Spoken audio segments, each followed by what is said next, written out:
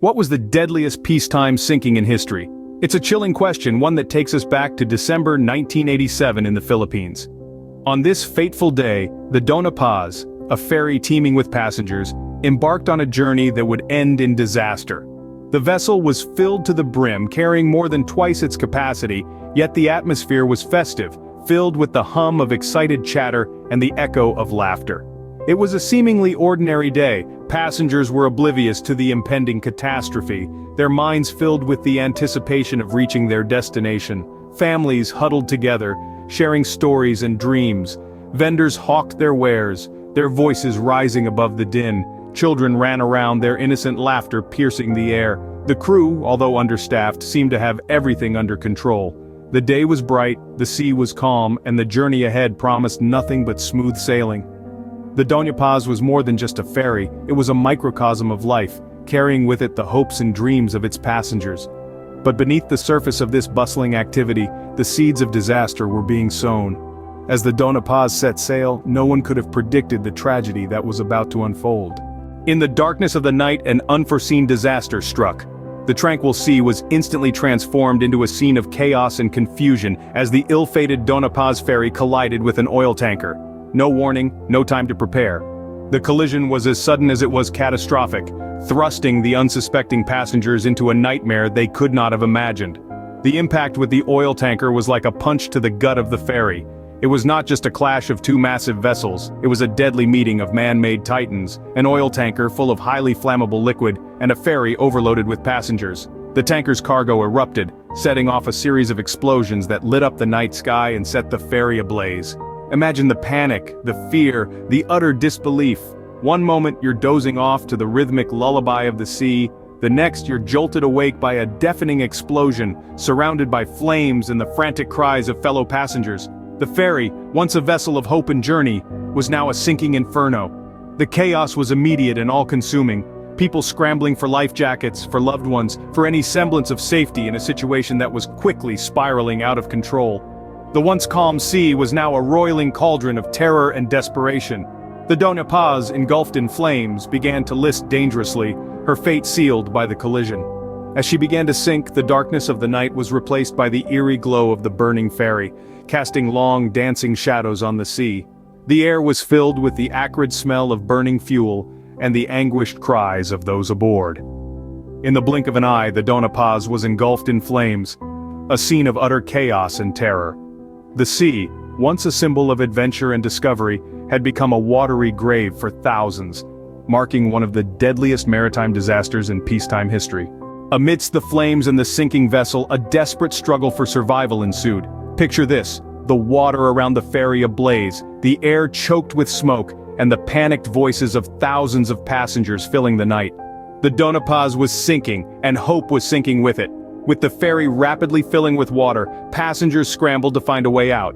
But the overcrowded vessel was ill-equipped for such a catastrophe. Lifeboats were woefully scarce, and many passengers found themselves trapped in the ferry's belly with no clear exit in sight. The ferry was a labyrinth of confusion, made worse by the darkness and the thick, suffocating smoke. Adding to the horror, the lack of emergency procedures led to chaos. The crew members, untrained for such a situation, were unable to guide or assist the passengers. The panic was palpable, the fear tangible.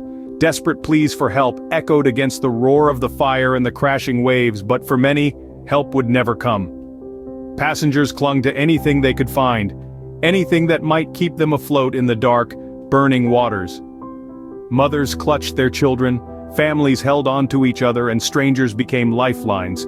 But the sea was merciless, swallowing the ferry and those who could not escape its icy grip.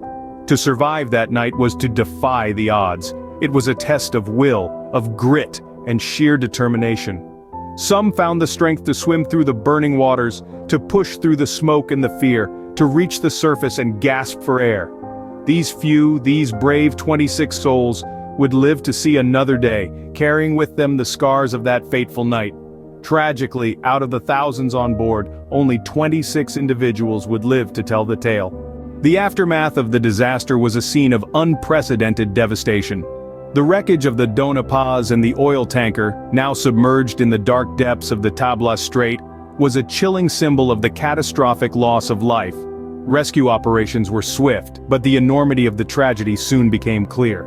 Only 26 souls out of the thousands on board were pulled from the water, their faces etched with the horror of what they had witnessed. The heartbreaking task of informing the families of those lost fell to local authorities. Each notification was a blow, a ripple of grief spreading through communities across the Philippines. The nation was in shock. The scale of the disaster was incomprehensible, the loss unfathomable.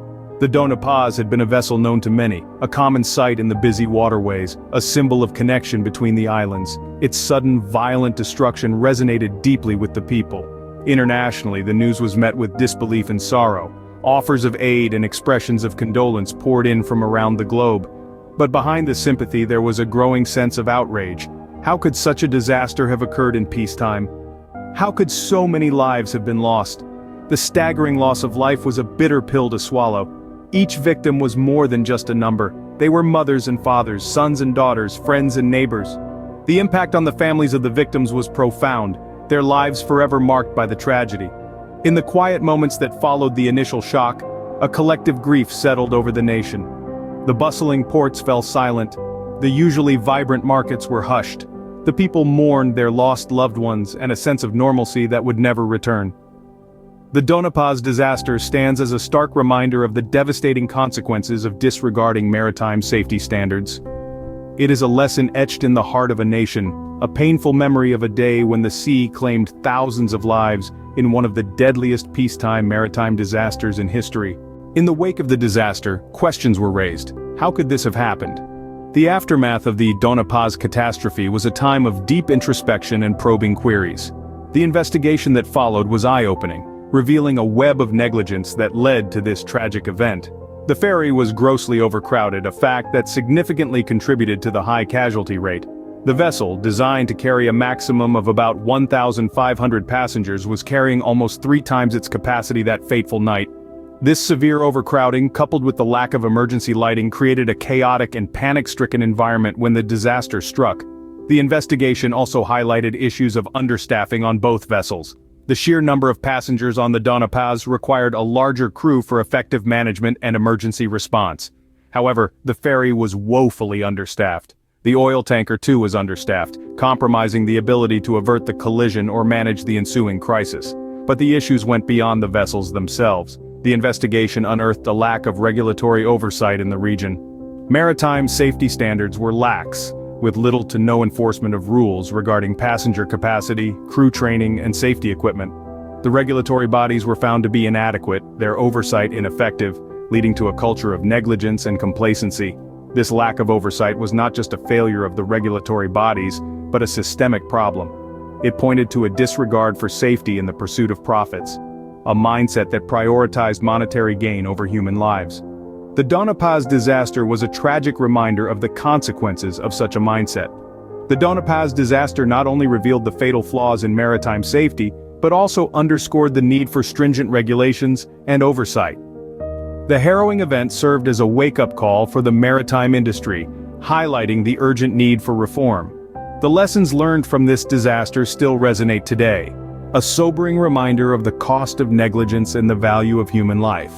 The Doña Paz disaster was a wake-up call, a tragic lesson learned at an unimaginable cost. This horrific event underscored the dire consequences of lax maritime safety standards and sparked a much-needed overhaul of the system. In its wake, sweeping reforms were implemented to tighten safety regulations, increase oversight, and ensure adequate crew training. It wasn't just about fixing the issues on paper. The disaster brought about a profound shift in the collective consciousness, a renewed understanding of the importance of vigilance and adherence to safety protocols. It served as a stark reminder that cutting corners in safety can lead to devastating consequences. The aftermath of the Doña Paz disaster also saw a strengthening of regulatory bodies, which were empowered to enforce stricter standards and hold those responsible for any lapses accountable. This tragedy, as heart-wrenching as it was, served as a catalyst for change, making sea travel safer for future generations. As we remember the Doña Paz, we are reminded of the preciousness of life and the importance of vigilance in ensuring safety at sea.